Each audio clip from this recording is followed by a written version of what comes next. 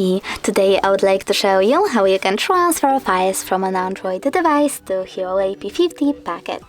First of all, you need to select Play Store on an Android and App Gallery on Huawei. Then type in Send Anywhere and install this free app from this developer. Then open it.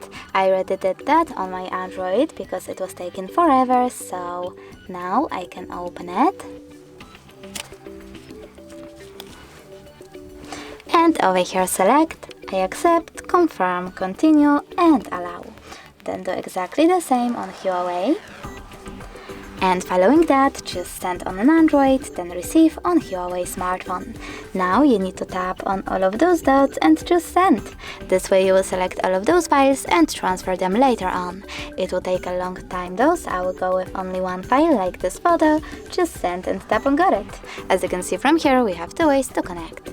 We can input this key over here and tap on Receive or Scan QR code. If you wish to scan it, click on this scanning icon on Huawei. Choose Allow only when in use or Allow only this time and point your device's camera at the code. Now, after a couple of seconds, as you can see, my photo was successfully transferred.